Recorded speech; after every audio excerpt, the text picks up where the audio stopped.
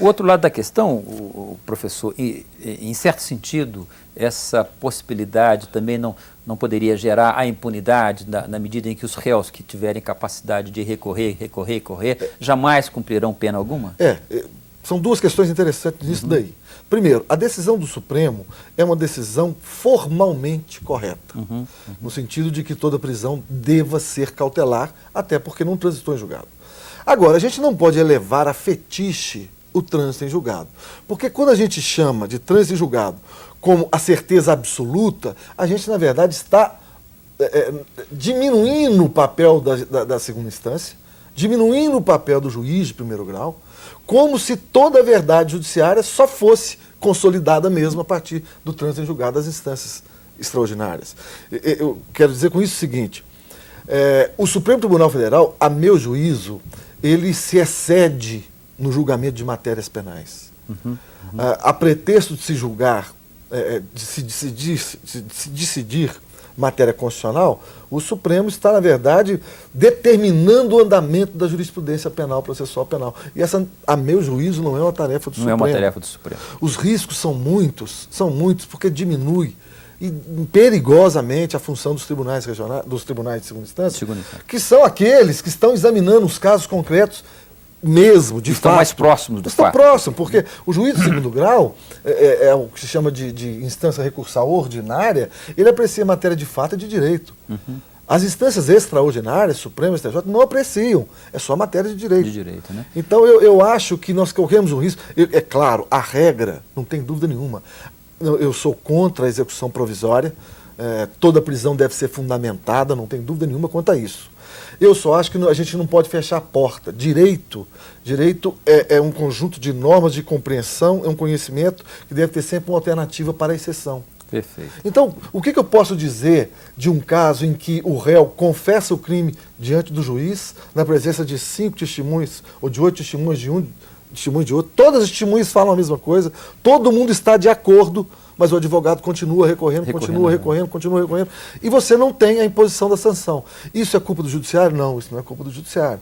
Então, eu acho que, em geral, em matéria penal, nós devemos deixar sempre aberto o espaço da apreciação do caso concreto. Perfeito. Desembargador, o senhor partilha dessa tese do procurador de que o Supremo, às vezes, está exacerbando, está exagerando um pouco na apreciação de matérias que deveriam ficar só a cargo da segunda instância? Eu tenho um pensamento assim mais ou menos um pouco divergente do professor pelo seguinte, veja bem, o processo penal, o direito penal, hoje as derivações dele são constitucionais.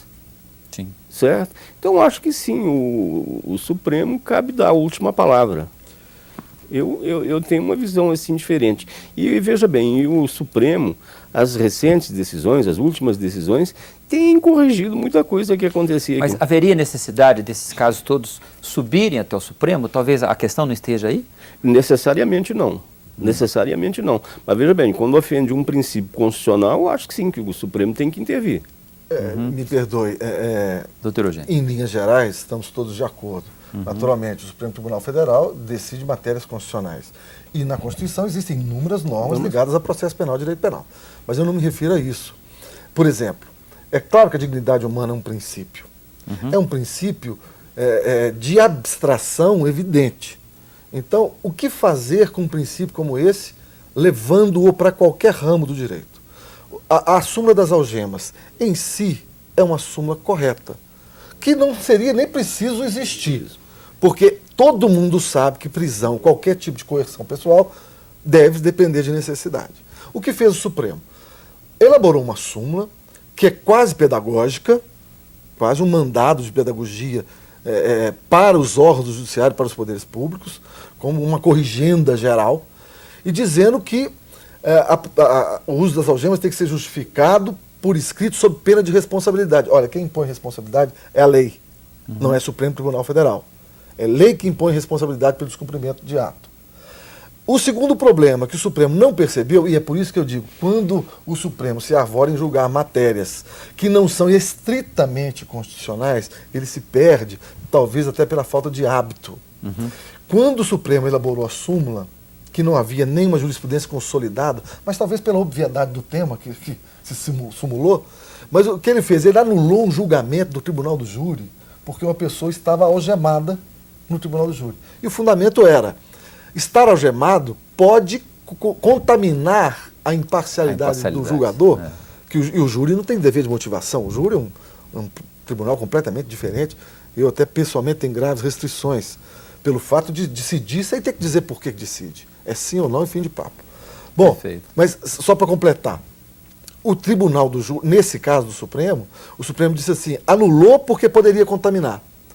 Então que se impeça qualquer réu de ser algemado diante do juiz. Porque quando o Supremo disser que há necessidade de estar algemado, o jurado está muito mais convencido ainda. Não haverá ninguém absolvido. Se for para o julgamento se for para o réu algemado, porque tem necessidade. Já está condenado. Já está condenado, porque agora até o judiciário diz, ele precisa de algema. Então ele é perigoso. Tá certo. Nós vamos a mais um rápido intervalo e voltamos em seguida com o bloco final.